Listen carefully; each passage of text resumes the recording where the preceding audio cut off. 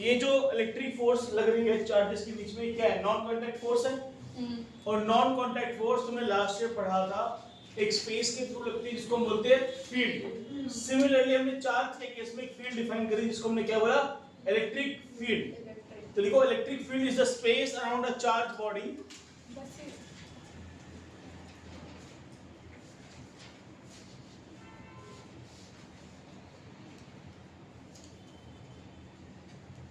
in which its influence can be observed. In which Its influence can be observed on any other charged body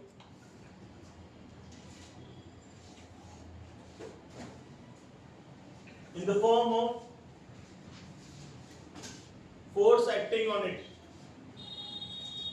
Influence can be observed In the form of on any other charged body. Okay. in the form of force acting on it. ठीक है? Clear? Yes, sir. In the form of force acting on the charged body. ठीक है? Simple सा रखते हैं इस चीज को, ज्यादा उसमें नहीं जाते। जस्ट क्या है कि स्पेस बन जाता है चार्ज बॉडी के इन्फ्लुएंस सराउंडिंग में। वो स्पेस है जिस पे कोई दूसरी कोई चार्ज बॉडी आएगी तो फोर्स लगेगी, है ना? जैसे मान लो ये सोर्स चार्ज है जिसके इलेक्ट्रिक फील्ड की स्टडी हुई है, इसके पास कोई भी दूसरी बॉडी आई इसके सराउंडिंग में, तो उसके ऊपर क्या लगी है? फोर्स लगी। क्या लगी? फोर्स लगी। क्वेश्चन ये उठता है कि इसके आसपास आने पे भी फोर्स लगेगी, दूर जाने पे भी फोर्स लगेगी, दूर भी फोर्स लगेगी, बट लगेगी। ऑब्वियसली बात है, स्ट्रेंथ क्या होती जाएगी? कम होती जाएगी। स्ट्रेंथ कितनी जाएगी? देखो, इलेक्ट्रिक फील्ड टोटली एक ऐसा कांसेप्ट है जो हमने डिफाइन किया है to study the forces of charges. ठीक है? क्लियर? ऐसे फिजिकली कोई इलेक्ट्रिक फील्ड एग्जिस्ट नहीं कर रही है, जस्ट एन इमेजिनेशन कि इस फील्ड को हमने डिफाइन कर दिया। ठीक है? अब ये इमेजिनेशन है तो हमें इसका एक मैग्नीट्यूड भी डिफाइन करना पड़ेगा। मैग्नीट्यूड कैसे डिफाइन करें? देखो, एक चार्ज है r1 सेपरेशन पर और एक चार्ज है r2 सेपरेशन पे। दो चार्जेस है r1 r2 सेपरेशन पे। तुम्हारे हिसाब से किसके ऊपर फोर्स ज्यादा होगी, r1 वाले पे r2 वाले पे?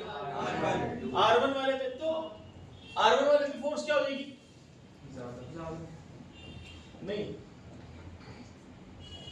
अच्छा है ना? तो स्ट्रेंथ अगर हमने Q की जगह Q1 ला दिया तो फोर्स क्या हो जाएगी? ये हो जाएगी, है ना? तो फोर्स तो सोर्स चार्ज जिसकी स्टडी हो रही है इलेक्ट्रिक फील्ड की, और जो ये नया चार्ज है, दोनों पे डिपेंड कर रहा है। हम इलेक्ट्रिक फील्ड को एक इस तरीके से डिफाइन करते हैं कि वो इस चार्ज पे डिपेंड ना करे, सिर्फ और सिर्फ इस चार्ज पे डिपेंड करे।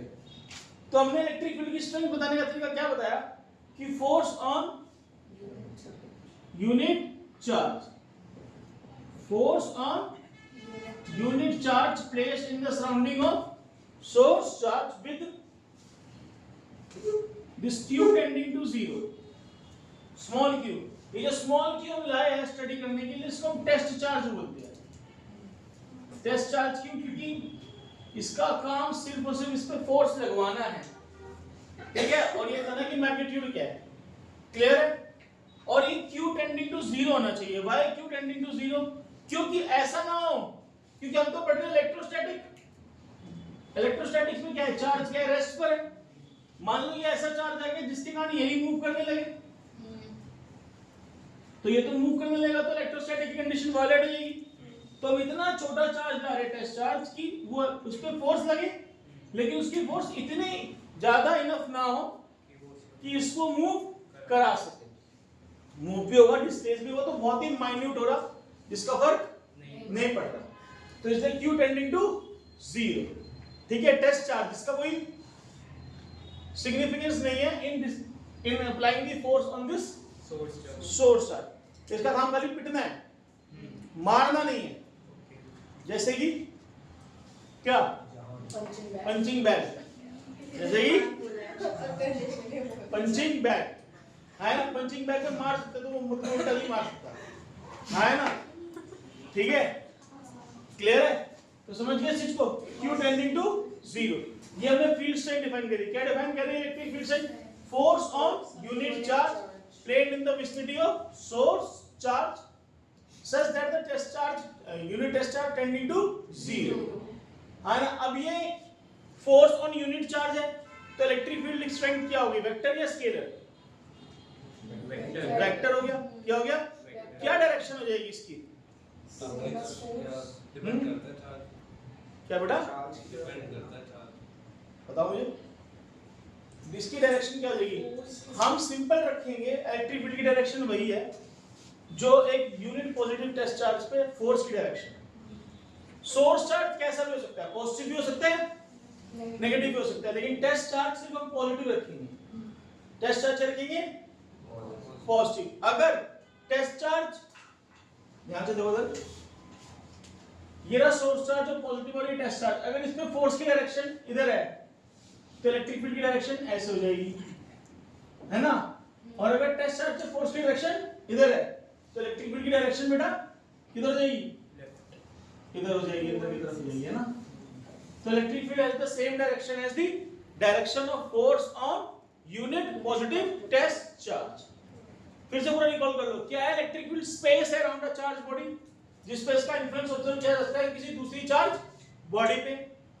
उस इलेक्ट्रिक फील्ड को डिफाइन करने के लिए हमने इलेक्ट्रिक फील्ड स्ट्रेंथ बताया, जो कि क्या है? Force on unit charge tending to zero. And since ये फोर्स ऑन यूनिट चार्ज है तो एक वेक्टर होगी। इसकी डायरेक्शन कैसे डिफाइन करी हमने? इसकी डायरेक्शन डिफाइन कर दी कि जो इलेक्ट्रिक फील्ड की डायरेक्शन एक यूनिट पॉजिटिव टेस्ट चार्ज के फोर्स पे होगी, वही डायरेक्शन इलेक्ट्रिक फील्ड की हो जाएगी।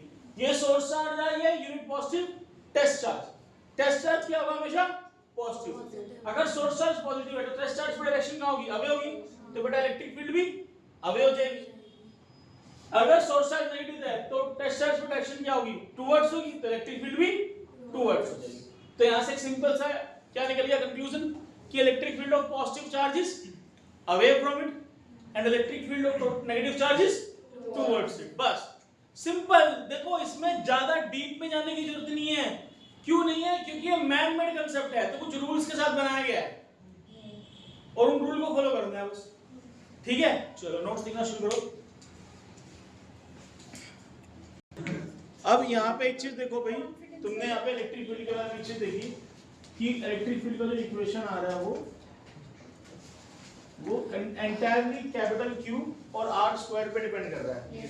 तो वो चार्ज पर चार्ज से सेपरेशन पे डिपेंड करता है ना? लिखना चाहो तो लिख लो। Electric field strength depends only on the magnitude of source charge. Electric field strength depends only on the magnitude of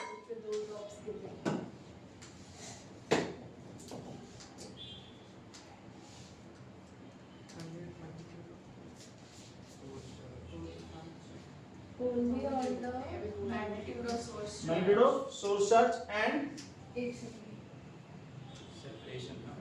separation from it.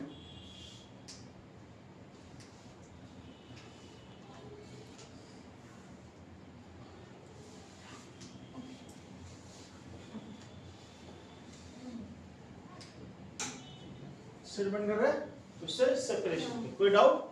Heading the direction of electric field पे बताओ एक बार। ये इसके बाद हाँ, सिर्फ पहले डायरेक्शन ऑफ इलेक्ट्रिक फील्ड लाना है, पहले ये बनाना है। डायरेक्शन ऑफ इलेक्ट्रिक फील्ड डालनी है। क्या हो गया? कोई बात नहीं, आपके बारे में